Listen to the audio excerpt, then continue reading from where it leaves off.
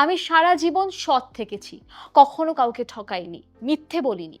তবু আমার ব্যবসা আজকে ক্ষতিতে, সংসারে অশান্তি। আর যারা মিথ্যে প্রতারণা করেছে তারাই টিকে আছে, তারা রাজার হালে আছে। ঈশ্বর কি আছেন? আপনাকে প্রশ্ন করেছি। সুরেশজি, এই প্রশ্নটা যুগ যুগ ধরে মানুষ করে আসছে। যুধিষ্ঠিরও করেছিলেন।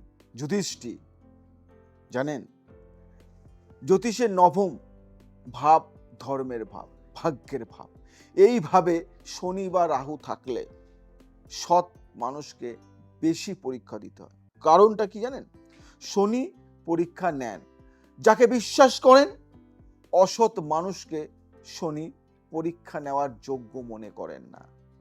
আর যে অসৎ মানুষ এখন ভালো আছেন তার রাহুর দশা চলছে।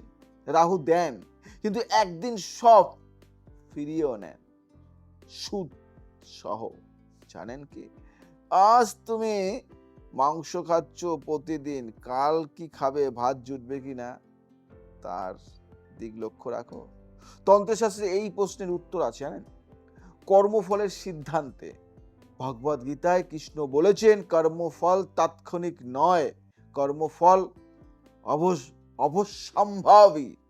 আম গাছে আম ফলতে বছর লাগে, কলা গাছে কলা ফলে তাড়াতাড়ি, কিন্তু আমের স্বাদ কলার চেয়ে গভীর, তাই নয় কি?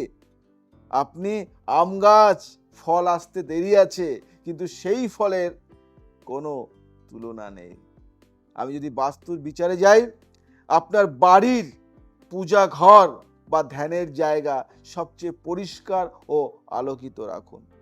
বাস্তু বলে যে ঘরে ঈশ্বরের স্থান সুন্দর, সেই ঘরে শান্তি কখনো শেষ হয় না।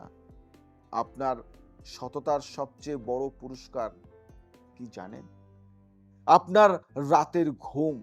সেটা অনেক টাকা দিয়েও কেনা যায় না। হস্তরেখা যদি বিচারে যাই, যাদের হাতে ভাগ্যরেখা সরল ও গভীর, কিন্তু মাঝে মাঝে বাধার চিহ্ন আছে, এরা জীবনে বারবার বাধা পান, কিন্তু প্রতিটি বাধার পরে ভাগ্যরেখা আরো উজ্জ্বল হয়। সোনা যত পড়ে তত খাঁটি হয়।